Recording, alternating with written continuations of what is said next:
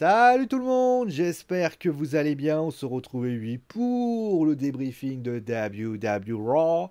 WWE Raw et oui, qui a offert pas mal de choses durant cette émission. Nous avons eu notamment, encore une fois, des qualifiés pour le Royal Rumble, des challengers pour les ceintures par équipe de la WWE. On a eu également un petit segment entre Austin Theory et Seth freaking Rollins, Kevin Owens qui était au début. On parlera également bien évidemment de la division féminine et justement de ce petit regard entre Uncle Howdy et notamment notre chère Alexa Bliss. Les matchs finalement et le retour de Dominique après la prison. Il va en parler bien évidemment parce que vous allez dire oui, le fils mystérieux était en prison. Et c'est tout. Voilà. Bon, bref, on va commencer tout de suite. C'est l'heure, voilà, de parler de tout ça. C'est l'heure du duel, c'est l'heure de ce que vous voulez. C'est l'heure, voilà, de parler concrètement et bien de ce qui est passé. Alors tout d'abord, on va parler tout d'abord de ce qui s'est passé entre Kevin Owens, Baron Corbin et John Bradshaw Layfield, en clair JBL, qui était présent. Alors qu'est-ce qui s'est passé? Eh bien, JBL est venu, entre guillemets, Kevin Owens au début il vient. Il commence à taper la discute avec, finalement, il essaie de dire quelque chose. Et là, à ce moment-là, eh bien, nous avons Kevin Owens, à ce moment-là, enfin John Bradshaw Layfield qui vient, avec aux côtés donc de Baron Corbin, et il s'avère, eh bien, qu'il commence. D'ailleurs, il y a une image très magnifique que vous pouvez voir, où on voit tout simplement Kevin Owens être dépité de tout ce qui s'est passé. À partir de ce moment-là, Kevin Owens, il dit, bon, écoute mon pote, à un moment donné, t'es gentil, t'es mignon, et tout ce que tu veux. Si tu veux quelque chose, fais en sorte de l'affronter. Et là, JBL fait, ah ouais, tu vas me dire que tu veux un match 1 contre 1 contre lui. Et là, Kevin Owens, il fait, alors, je me suis peut-être mal exprimé, mais oui, c'est ce que je veux. Et là, après, il y a eu un match entre entre les deux lutteurs. Bon match entre les deux lutteurs, voilà, c'était pas mal. Kevin Owens qui gagne, forcément, c'est pour augmenter la hype finalement autour de lui. Juste après le match, les Usos et Solo Sikoa ont essayé de l'attaquer. Ça s'est pas fait, et à ce moment-là, eh bien, notre cher Adam Pearce, à ce moment-là, a déclaré que les Usos, eh bien, auraient l'infime honneur d'avoir leur challenger, et que Solo Sikoa affronterait à ce moment-là Dolph Ziggler. Alors pour le match en lui-même, clairement, je le répète, pour le segment de début, moi, m'a fait beaucoup rigoler, notamment l'attitude de Kevin Owens, qui fait un peu penser notamment à l'attitude de tout simplement de la DX, c'est-à-dire qu'on a un Triple H ou un Shawn Michaels un petit peu complètement en mode je m'en bats les steaks. D'ailleurs, je me dis qu'on a peut-être un début de DX. C'est-à-dire que, je vous explique, alors pas au niveau de l'autorité, mais en termes de racontard. On voit notamment que Kevin Owens, il a décidé d'être un peu le... Ouais, il est un petit peu le fanfaron de la bande. Shawn Michaels, on peut imaginer peut-être que ce sera Sami Zayn. Mais en tout cas, les deux hommes font un sacré duo. En tout cas, pour l'instant, c'est pas le cas. Mais en tout cas, Kevin Owens a été plutôt intéressant. Baron Corbin, il continue à perdre parce qu'il a changé de gimmick et de tout ce qui va avec. Ça change pas le fait, malheureusement, que Kevin Owens, il gagne. Bon, ça c'est sûr. Mais que malheureusement, que Baron Corbin, il va falloir quand même avoir du temps pour qu'il puisse avoir de la sortie. Et pour l'instant, la sortie, ça donne pas grand-chose. Voilà ce qu'il y a à dire. Juste après, eh bien, il y a eu donc cet instant. Alors, qu'est-ce qu'on peut dire finalement de cet instant? Eh bien, on va revenir sur ce qui s'est passé. Donc, Alexa Bliss, juste après la présentation de ce qui s'est passé la semaine dernière, est venue et finalement, elle a continué finalement ce qui s'est passé. Alors, elle a expliqué concrètement, eh bien, qu'elle était tranquillement en train de... Elle dit, voilà, tout simplement, qu'elle n'a...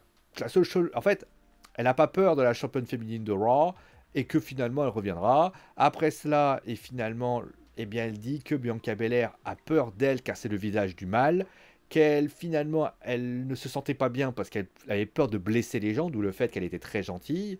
À ce moment-là, Uncle Howdy est arrivé sur le Titantron en essayant de parler. On a vu notamment des images de l'ancienne Alexa Bliss avec Lily. Et là, à ce moment-là, Uncle Howdy est venu et a fixé Alexa Bliss du regard. Mais à la différence de Bray Wyatt, on a vu notamment qu'elle a bien regardé Uncle Howdy comme si c'était une forme de défi qui pourrait arriver.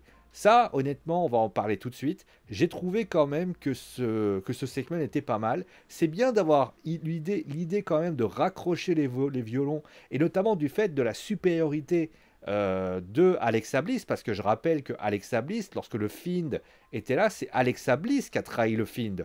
Donc c'est bien d'y avoir pensé, de se dire, bon, Là, on aurait pu avoir deux possibilités. Soit Alexa Bliss se faisait courir par le Fiend, ou deuxième possibilité, un Uncle Woody qui a un petit peu la version Fiend concrètement, sauf que, bah, étant donné qu'il y a eu trahison à l'époque, et on voit notamment que Alexa Bliss, eh ben, elle a pas peur parce qu'elle connaît Uncle Woody, elle connaît l'univers de Bray Wyatt, et donc forcément, eh bien, elle ne peut pas jouer le même rôle. Et ça, c'était très très bien, honnêtement, j'ai beaucoup apprécié ce segment, et finalement, il était très court ce segment, mais il apportait vraiment son lot de qualité. Après cela, on a eu donc Bailey qui faisait face à Mia Hamm, qui a donc gagné. Ça aussi, voilà, une petite Bailey to Bailey. Et c'était rideau. Bon, match globalement globalement sympatoche. Alors, au niveau de la victoire, bah, j'ai pas compris pourquoi d'ailleurs Becky était pas là. Parce que Becky, elle a pas pris un bump, elle a pas pris des coups violents. Mais concrètement, voilà, Becky Lynch était pas là. Maintenant, pour Mia Hamm qui perd à nouveau, bah, ça commence à se sentir beaucoup. D'ailleurs, je ferai une petite vidéo d'ailleurs parce qu'on m'a un peu chauffé. Bon, je vous fais ma petite aparté. Hier soir et ce matin, il y a une personne dont je tairai le nom, pour pas lui taper l'affiche, eh bien, s'est amusé à vouloir jouer soit le meilleur argumentateur de catch. Argumenteur de catch. Alors, moi, j'ai pas de problème avec ça. Vous savez, argumenter, j'adore ça. Et en plus, elle a dit, ça va m'amuser de te voir. Autrement dit, je vais te montrer que je suis une grande. Parce qu'elle a utilisé tous les stéréotypes. Moi, tu crois que je suis pas une grande connaisseuse de catch, etc. Alors, meuf, que tu sois une connaisseuse ou pas une connaisseuse de catch, soyons clairs, j'en ai rien à foutre. Déjà, première chose, il faut pas être connaisseuse ou avoir une culture incroyable pour avoir le droit de donner son avis. Déjà, première chose. Maintenant, eh bien, tu t'es permis de dire ouais, Vince, il fait n'importe quoi. Ce qui est vrai. D'ailleurs, j'ai dit plusieurs fois, ça par contre, tu l'as peut-être oublié. Enfin, tu regardes pas mes vidéos, c'est un peu normal. Mais surtout, deuxième chose, elle s'est permis aussi de venir me regarder droit dans les yeux avec un regard digne des plus grands et de me dire droit dans les yeux, eye on eyes, tu es pro Vince, déjà d'une. Et deuxième chose, de me sortir des arguments d'une débilité sans nom. Mais tu sais quoi? Continue. D'ailleurs, regarde. Tu dis, ouais, les talents, ils sont revenus. Bah, malheureusement, regarde bien. Mia Hamm vient de perdre. Ta très chère Mia Hamm, qui a été revenue par Triple H, a perdu. Bravo. Ah oui, j'avais oublié. Oh, c'est vrai que Kevin Owens est challenger. Ah oui, la mauvaise foi, ça a du bon. Bon, c'est vrai, voilà. Clairement, Mia Hamm, je ne sais pas pourquoi elle est là. Elle est revenue et elle ne fait rien. Je suis désolé. Elle est revenue. Je vais répéter. Hein, elle est revenue et elle ne fait rien. Elle était à côté de Becky Lynch. Elle était à un moment donné avec les OC, avec notamment de ça. Ça n'a pas marché. On a l'impression de se demander pourquoi tu es là. Alors oui, AJ est blessé et donc tu te retrouves sans story. Mais à un moment donné, pourquoi tu es là? Pourquoi tu es là? Et là, ça pose résolument un problème. Voilà. Donc après, on a appris que Johnny Gargano, malheureusement, était blessé à l'épaule. Voilà, encore une fois, hein, pour ainsi dire. Il ne pourra donc pas concourir dans le match pour désigner de nouveaux challengers au Uso. Hein. Et juste après, donc, on a Candice LeRae, donc sa femme, qui s'est exprimée. Rhea Ripley l'a interrompue. Et à ce moment-là, elle a dit eh ben, tu sais quoi? On va s'affronter ce soir. Génial. Donc après cela, on a eu Austin Theory et donc qui est venu justement en parlant. Ah, d'ailleurs, il a fait The Champ is Here. Je vous laisse deviner de qui il parlait. Je ne sais pas pourquoi.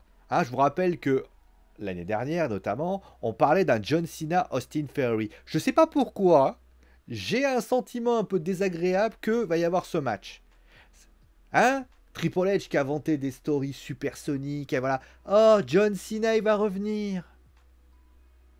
Enfin bref, donc à partir de là, donc il y a eu pas mal de petites choses. Le segment malgré tout est très bien. Seth Rollins a parfaitement géré son segment. Austin est très bon, hein, clairement, super segment en tout cas des deux hommes. Après cela, eh bien, il y a eu Bobby Lashley qui est venu, il y a bien Spear, et à ce moment-là, il a annoncé qu'il serait aussi dans le Royal Rumble match. Je trouve vraiment les trois ont fait une Bobby Lashley a pas trop parlé, ça c'était cool. On parlera de Bobby Lashley après d'ailleurs. Seth égal à lui-même. Austin Theory, depuis qu'il a changé de gimmick, franchement c'est génial. Et ça apporte son petit bois. D'ailleurs juste après. D'ailleurs en parlant de Bobby Lashley, il y a MVP qui est venu lui parler, qui lui a dit voilà, est-ce que tu veux pas essayer, voilà, de vous dire voilà, le truc c'est que Bobby Lashley lui a dit, hey, rappelle-toi quand même que tu m'as quand même trahi. Et bon, Il lui en veut pas, mais il dit, moi, je veux pas... il n'est pas intéressé, notamment sur ça. Alors, après, il y a des rumeurs qui indiquent un retour de la Hurt Business. Est-ce que Bobby Lashley va dire non, finalement va dire oui? Ça va être une grande question, pour ainsi dire. Juste avant, eh bien, nous avions un match entre Rhea Ripley et Candice LeRae. Et match très court, 4 minutes. Voilà, ça a été assez rapide. Ça a été limite un squash, avec notamment la victoire de Rhea Ripley. Alors moi, je veux bien que Rhea ait gagné, il n'y a pas de problème. Rhea, faut lui donner un petit peu de spot, surtout qu'il y a des rumeurs qui disent qu'elle pourrait affronter Ronda Rousey à WrestleMania. D'ailleurs, la WWE d'ailleurs ne sait absolument pas comment va être booké ce truc. C'est ça qui est beau, c'est que oui, cette personne, Rhea Ripley, ah voilà, ils ont des storylines de fou, ils savent pas comment faire. Voilà. Bon bref, Rhea Ripley à ce moment-là, eh bien, a gagné. Alors le truc c'est qu'elle gagne en 4 minutes. C'est-à-dire que, encore une fois, moi je veux bien, mais le problème c'est que Candice LeRae, elle est revenue pour rien pour l'instant. C'est une catastrophe Candice LeRae. Et je suis désolé, elle est à l'image de toutes les Triple H guys qui pourraient donner, ou girls, pour ainsi dire, donner. Voilà. Après cela, on a eu Solo Sikoa qui a donc fait face à Dolph Ziggler. Ouais, bah Solo Sikoa qui gagne. Bah après, c'était pas totalement étonnant puisque Solo Sikoa est booké comme un espèce de démolisseur vivant. Alors il y a eu quand même quelques petites prises. Dolph Ziggler qui a fait un match globalement un peu intéressant, voilà. Et à partir de là, il a essayé de faire quelques petites choses. Il s'est fait défoncer un peu à la manière de Elias. Elias qui n'était pas là d'ailleurs cette semaine, hein, pour information. Et là, à ce moment-là, il a gagné. Voilà, super. Ouais, ok. Bah écoute, en fait, le truc, c'est que Solo Sikoa, à un moment donné, il affronte des mecs qui sont assez intéressants, mais qui sont quand même assez random. Donc, à un moment donné, bah, ça ne peut pas vraiment faire quelque chose, pour ainsi dire. Et donc, on va terminer avec, finalement, eh bien, le moment le plus what the fuck du monde. Je dis bien le monde. Alors, avant de parler de ça, on va commencer tout de suite par parler de ça. Alors, je vais vous rappeler ce qui s'est passé. Il y a un tag team turmoil. Donc, c'est un gauntlet de match, hein, clairement, pour désigner le challenger numéro 1. Alors, il y avait les Judgment Day, il y avait les OC, il y avait les Street Profits, il y avait les Alpha Academy, il y avait Shelton Benjamin et Cedric Alexander. Et au début, c'était Finn Balor qui était là. Finn Balor, bah, qui décidait, voilà, tout simplement, de venir pour essayer de faire. Il a gagné 2 ou 3 matchs, 3 matchs je crois, et à ce moment-là, il pouvait plus continuer. C'est Dominique qui a pris sa place, parce que Adam Pearce a dit, ah bah écoutez, si vous pouvez pas gagner, si c'est en forfait, bah vous savez quoi, tant pis. Et là, à ce moment-là, eh bien Finn Balor au début, il fait, ouais, c'est le gamin, et Damien, il dit, bon, écoute, on n'a pas le choix, laisse le gamin gérer, et puis tout simplement, voilà. Euh, à ce moment-là, eh bien, à ce moment-là, donc le match a eu lieu. Dominique qui gagne et qui donc désigne les challengers. Alors moi, je vais parler de ce match-là. Après, je vais vous parler concrètement, eh bien, tout simplement ce qui s'est passé. Notre cher Dominique, concrètement, eh bien, finit la rencontre. Alors, déjà, première chose, les Judgment Day qui commencent. J'ai trouvé ça débile. Je veux dire, c'est pas une équipe face. Si c'était les Street Profits, j'aurais dit pourquoi pas. Parce que tu as ce côté hype qui se crée. Sauf que là, on parle d'une équipe heel. Heel, qui gagne en manière de heel. Pourquoi ils commencent? À la limite, ils auraient été à l'extérieur tranquilles, ils auraient attendu, ils se seraient posés dans un coin, et etc. Et les OC, alors tu vas me dire, oui, mais parce qu'il y avait les OC, il fallait commencer. Eh ben, tu sais quoi, t'allais gagner, quoi qu'il arrive. T'aurais mis les Streets en premier, et à ce moment-là, eh bien, les Judgment Day seraient arrivés, tombés, Frido, j'aurais dit, pourquoi pas? Eh ben, pourquoi t'es obligé de faire le malin comme tu fais? Donc, c'était nul. Ensuite, deuxième chose. Ok, pourquoi? Alors, Dominique qui pour ainsi dire, ne veut pas lutter au début. Ça, c'est du heal, parce qu'à un moment donné, on veut protéger le gamin, etc., etc. Et ça, pour ainsi dire, malgré tout, malgré les remarques que je suis en train de faire, le match était très bien. Et concrètement, le match était cool, le match était bien. Et concrètement, bah, j'ai trouvé que c'était globalement intéressant dans ce qui a été amené. Voilà. Bon, franchement, il y avait des bons matchs. J'ai vraiment apprécié quand même le match entre les OC et les Judgment Day. En fait, vraiment, c'était un bon gauntlet match. J'ai pas vu le temps passer. Et j'ai envie de te dire, ça, c'était cool pour ainsi dire. Maintenant, on va parler bien évidemment du Miz TV. Alors, le Miz TV, eh bien, alors déjà, première chose, donc le Miz qui vient et qui justement invite Dominique Mysterio et lui dit, bah, comment c'est la prison? Et là, il lui dit, bah écoute, la prison, bah, je veux pas trop en dire parce que tu sais, quand je dis trop de choses, bah à ce moment-là, ça peut vite mal se passer et tout. Voilà, on essaye quand même de faire attention parce que si on dit trop de choses, bah, les gens peuvent te retrouver, etc. D'accord, ok. Ensuite, donc là, il dit... Ah, attends, moi, on m'avait dit que tu étais resté quelques heures. Et là, tout le monde fait quoi? Quoi? Comment ça? Comment ça? Comment ça? Bon, bref, voilà. Hein, je le fais très mal, vous avez compris. Et là, à partir de là, on a, pour ainsi dire, on se dit, bon, on est d'accord que Dominique va, malgré tout, essayer... Alors, tu vois, en plus, t'as un teasing de fou. Dominique qui va être rentré de prison, va être en prison, etc., etc. Tu te dis, le gars, il va essayer en fait de montrer du drama, de dire voilà, ouais, c'était très, un peu à la manière de la Balkany. Ouais, mais vous vous rendez pas compte, c'était très difficile. Il a fallu que je me batte, il a fallu que j'aille jusqu'au bout. Ah, tu comprends, mise. Hein. Moi, je peux te dire, la prison, c'est vraiment quelque chose. Hein. Moi, je souhaite personne d'aller en prison. Et en plus de ça, tu peux faire référence à son padré. Franchement, que mon père, enfin, j'ose même pas l'appeler mon père, puisse m'avoir envoyé là-bas, ça montre à quel point il me déteste. Tu retournes le truc. Et là, à ce moment-là, et là, il peut même dire, j'en ai marre de m'appeler Mysterio. Mysterio, c'est un nom démodé. Pourquoi je devrais m'appeler Mysterio? Qu'est-ce qui m'apporte ce nom? Et là, à ce moment-là, tu dis, je vais m'appeler, et à ce moment-là, tu dis, je vais m'appeler Dominique Ripley. Voilà, Dominique Ripley, ça fait rigolo, les gens auraient fait, ah, c'est intéressant, etc., etc.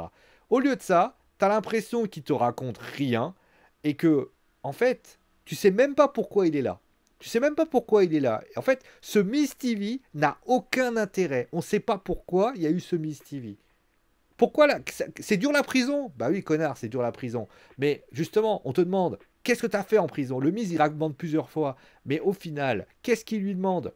Eh ben, à ce moment-là, tu as le Miss qui dit, c'est quoi? Oh non, mais faut pas que j'en parle trop quand même, parce que tu sais, machin. Alors, c'est vrai que quand tu es heal, il faut quand même... C'est important de mettre du drama. Mais à la limite, tu peux très bien dire, avant de dire, ah, j'étais tous maravé, mais tu peux dire, tu sais, la prison, mise, je vais te raconter, la prison, c'est, je sais que c'est pas facile, je sais que c'est difficile, je sais, moi je souhaite à personne, mais vois-tu, j'ai compris une chose avec la prison. La famille, c'est comme la prison, c'est comme la famille. Ça nous crée une forme de famille. La famille, c'est important. Tu sais, quand on a plus personne sur qui compter, eh bien, on a la famille. Et là, il parle de ce qu'il y a autour de soi. Enfin, voilà, je vais vous sortir deux stories d'un seul coup. Là, j'ai eu l'impression qu'ils ont été obligés de faire un Miss TV parce que finalement, non, t'as pas besoin. Là, t'aurais fait juste une interview avec Katie Kelly, ça servait le truc. Pourquoi t'avais besoin de faire ça? À la fin, je me suis dit, ouais, et à quoi bon? Pareil, le Miss qui dit, ah moi je suis surpris, je pensais que t'étais resté que quelques heures. Oui, et alors? T'es face maintenant, Miss? Si t'es face, dis-le nous. Mais il y a une semaine, ou il y a 2 semaines, t'affrontais Dexter Loomis, et aux dernières nouvelles, t'avais l'air d'être... Et tu t'es copain avec Bronson Reed. Bronson Reed qui a pas l'air très très face non plus. Hein? Donc je vous pose la question, à vous, fans de catch, ceux qui... Les vrais, hein, pas ceux qui croient, se disent fans de catch. Bah, finalement, à quoi ça a servi? Si ça a servi à quoi? Si ça a servi à... En fait, à la fin, Dominique en plus, eh bien, il fait pas le match parce que, je sais pas, il est traumatisé. Et juste après, dans son match, il fait le match à la fin. Pourquoi tu ne le mets pas au début? Dominique peut très bien dire, ah, tu sais, et ça. Et après, il peut avoir des petits moments en disant, non, je peux pas... Voilà, c'est tout. En plus, à la fin, au début, il fait, non, j'ai pas envie, j'ai pas envie, j'ai pas envie. Pourquoi t'as pas envie? Pourquoi? T'as été traumatisé? Je croyais que t'es arrivé avec ta petite tête, avec ta petite caméra. Ouais, tu vois, la prison, ça change un homme, tu comprends, machin. Et à la fin, tu te regardes, tu regardes, tu fais oh, oh non, oh non, non, non, ah non, non, non, non, non, non, non, non, non. Sois cohérent. Alors oui, je veux bien qu'à un moment donné, tu es heal. Et donc forcément, mais tu peux pas être heal à toi-même. Vous imaginez, le gars, il y a Finn Balor qui est blessé, bon ok, et Finn Balor lui dit tu y vas, c'est toi. Regardez au début, Baron Corbin, JBL dit tu veux un match? C'est ça que tu veux? C'est ça que tu veux? Et il envoie Baron Corbin. Baron Corbin il dit pas non, je veux pas y aller moi. Je veux pas y aller moi. Oh ça va, ah oui. Mais là, pour ainsi dire, le Judgment Day gagne. Donc à la fin du bout, ça a servi à quoi? Surtout que Dominique et Damien vont donc se retrouver face aux Usos. Alors tu vas me dire, oui, mais comme ça, Dominique va pouvoir aller à SmackDown, provoquer son père. Mais t'avais qu'à le mettre au début, voire même. Allez, on prend tu voulais une autre story? Je vais vous donner une autre story, comme ça, à la limite, vous arrêterez de râler, comme quoi j'ai pas d'idée. Eh bien, tu peux très bien dire, tu sais, Miz, j'ai demandé à faire le match. Tu sais pourquoi? Parce que je veux en terminer avec ma famille. Ma fausse famille. Cette fausse famille qui m'a fait croire que j'étais aimé par eux. Je vais aller à SmackDown. Je vais remporter les ceintures par équipe. Comme ça, je pourrai bien, aller où je veux. Et je pourrai avoir une petite visite avec mon père. Et lui montrer finalement que même s'il a changé de show, il ne peut pas se débarrasser de moi. Voilà. Et bah tu sais quoi? Et là, Finn lui aurait mis la main et lui dit, Dominique, écoute, je sais que tu tiens beaucoup à cette histoire, mais si je peux me permettre de te conseiller, je pense que tu ne dois pas te diriger vers ça. La violence entraîne la violence, tu le sais. Et ça crée un demon. Oh, voilà, le Demon King. Et là, à partir de là, tu dis, mais tu sais quoi? Tu veux aller voir ton père? Je vais tout faire pour aller voir ton père. Je vais remporter ce match. Et à SmackDown, tu seras aux côtés et on va voir comment il va réagir. Voilà, ça c'est une story, ça c'est du clou. Et en plus de ça, eh ben, à ce moment-là, il y aurait pu avoir notamment Karrion Kross qui traînait dans les parages. Et pour ainsi dire, parce que Rey Mysterio est en rivalité avec Karrion Kross, eh ben, il aurait dû gérer deux rivalités. Et Karrion aurait pu être encore plus violent parce que Karrion, à ce moment-là, eh bien, aurait pu jouer avec ça, avec Dominique derrière. Voilà. Sauf que là, ça va se faire, puisque Dominique va aller à SmackDown pour tenter de défier, on voit où du côté du Royal Rumble, pour tenter de défier son padré. Sauf que le problème, c'est que tu fais une boucle tellement longue, alors que là, il y avait un tout droit qui pouvait être fait. Et ça, c'est bien dommage. Voilà. Bon, allez. Voilà tout ce que j'avais à dire sur ce show. Alors, qu'est-ce que je peux dire de ce show? Globalement, le match est bien. Les matchs sont pas mal. Franchement, on ne peut pas enlever le fait que les matchs sont plutôt de bonne qualité. Moi, honnêtement, tous les matchs que j'ai regardés ne m'ont pas donné un sentiment amer. Franchement, on peut être... Moi, j'étais globalement ravi. Euh, Aussi, je vais vous dire la vérité, on peut quand même dire qu'il y a quand même de bonnes choses à traduire. Je pense notamment au segment entre Theory et Seth Rollins. Je pense à Alexa Bliss avec notamment Uncle Woody. Voir un peu comment ils vont faire ça avec Bianca Belair, ça peut être assez intéressant. Donc ça, c'est pas mal. Peut-être imaginer peut-être un duo Bray Wyatt, Alexa Bliss dans un sens particulier. Ensuite, on peut parler aussi notamment, eh bien, de... Voilà, j'ai dit certains. Dans l'idée, il y a de la matière à travailler. Sauf que tu as l'impression que dans ce match, dans ce show qui a été proposé par Triple H et par les officiels de la WWE, je suis au gré de dire, alors je sais que ça va pas plaire à certaines personnes, ce show n'est pas à la hauteur. Alors je sais ce qu'on va me dire. Pourquoi? Parce qu'il n'y a pas de surprise en fait. Déjà, première chose, il n'y a aucune surprise. Il n'y a aucune surprise dans tous les matchs. T'as l'impression que quand tu vois un match, tu sais déjà qui va gagner. Kevin Owens, Baron Corbin, tu sais qui va gagner. Candice LeRae contre Rhea Ripley, tu sais qui va gagner. Tu vas prendre Bayley, Mia Hamm. Alors, j'ai eu un doute, mais je savais qu'il y a... Mais à un moment, tu doutes. Tu doutes plus. Tu doutes plus. Solo Sikoa, Dolph Ziggler, tu sais qui va gagner. Il n'y a pas un match où tu t'es dit, ouais. À la limite, peut-être le main event. Le main event parce que tu as les Street Profits, etc. Sauf que à la fin, ça se dit, il y a ça. Parce que pourquoi? Parce que tu te spoil le match. Tu dis que Dominique, tu fais une interview géante avec Dominique. Bien évidemment que Dominique sera mis en avant. Donc la question, rien n'était pas, on va dire, imprévisible. Et la magie du catch, et je le dis plusieurs fois, c'est de nous rendre les choses prévisibles imprévisibles. Et ça, Triple H a déjà fait 20 000 fois en tant que lutteur. Il le sait. Combien de fois j'ai vu un match, j'ai vu chaque match, j'ai dit, bon bah Solo Sikoa va gagner. Et ça s'est passé comme ça. Là, il y a ça. Oh, oh, celui qui va gagner. À chaque fois, j'avais le prono bon. Bah, j'ai envie de dire non. Normalement, je devrais me dire. Ah non, mais là, c'est. Ah, à un moment donné, dans le main event, j'ai hésité. Mais de vous à moi, sinon, il n'y avait rien d'intéressant. C'est dommage parce que la contenu des matchs est bon, mais la finalité de l'histoire, c'est que tu les suis juste sur le fait de dire, bah, il va gagner. Ah, bah, il va gagner. Ah, bah, il va gagner. Voilà. Après, vous savez, c'est toujours pareil. Il ne faut pas être trop dur avec un show parce que la qualité du contenu était là. Maintenant, si j'ai un regret, c'est de ne pas avoir un show de... Pas de qualité, un show qui surprend, un show qui nous met la banane.